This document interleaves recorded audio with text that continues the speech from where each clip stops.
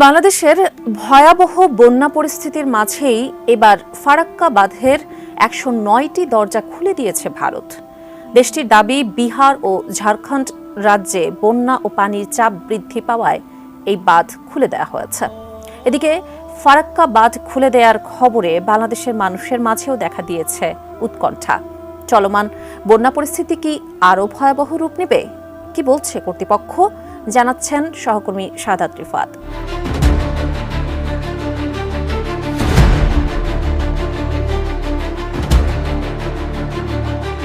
ভারতের উজান থেকে নেমে আসা পানি ও টানা বৃষ্টির কারণে স্মরণকালের সবচেয়ে ভয়াবহ বন্যা দেখছে বাংলাদেশ। ঘর ছাড়া হয়েছে 12টি জেলার কয়েক লাখ মানুষ। এর মধ্যে আরও একটি দুঃসংবাদ পেল বাংলাদেশ। এবার ফারাক্কা বাঁধের ১০৯টি দরজা খুলে দিয়েছে ভারত। সোমবার বিকেলে এই বাঁধ খোলা হয়েছে বলে খবর পাওয়া গেছে।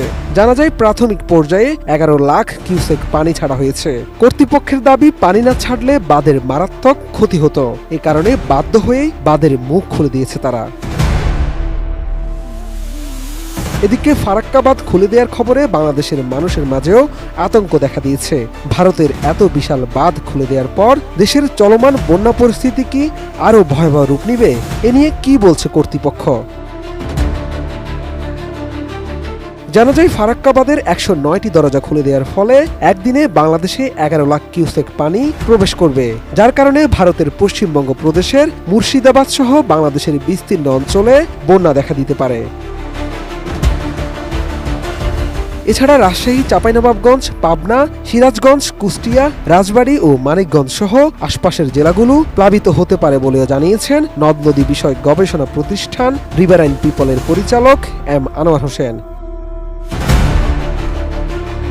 শতভাগ মসৃণ ব্রাশ ইম্পেলার নিশ্চিত করে অধিক পানির flow. RFL water pump on করলে পানির তুফান। রিভারাইন পিপলের পরিচালক এম আনোয়ার হোসেন আরও বলেন, ফারাক্কা বাঁধের গেট খুলে দেওয়ার খবরটি বাংলাদেশের জন্য বিপজ্জনক, তাই সবাইকে সতর্ক থাকার আহ্বানও জানান তিনি।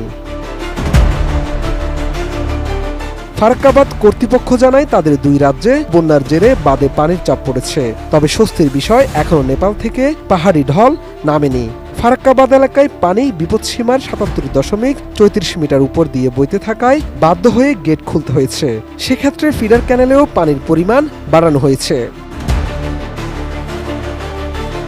ফারাক্কা বাঁধের জেনারেল ম্যানেজার আরদেশ পান্ডে জানিয়েছেন, ফারাক্কা ব্যারেজ কর্তৃপক্ষ সবসময় সতর্ক রয়েছে। প্রতি মুহূর্তে নজর রাখা হচ্ছে। খুব কম সময়ের মধ্যে যেভাবে পানির চাপ তৈরি হয়েছে, তাতে ১০৯ গেটের সবকটি খুলে না দিলে ব্যারেজের উপর বড় চাপ তৈরি হচ্ছিল। এর ফলে বড় ক্ষতি হয়ে যেতে পারত। আপাতত ফিডার ক্যানেলে ৪০,০০০ কিউসেক ও ডাউন স্ট্রিমে ১১ লাখ কিউসেক পানি ছাড়া হয়েছে।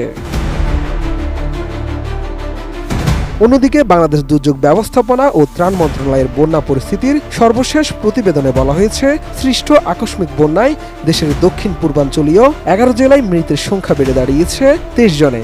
এসব জেলায় ক্ষতিগ্রস্ত হয়েছেন ৫৭ লাখেরও বেশি মানুষ। শাহাদাত রিফাত, এটিএন নিউজ, ঢাকা।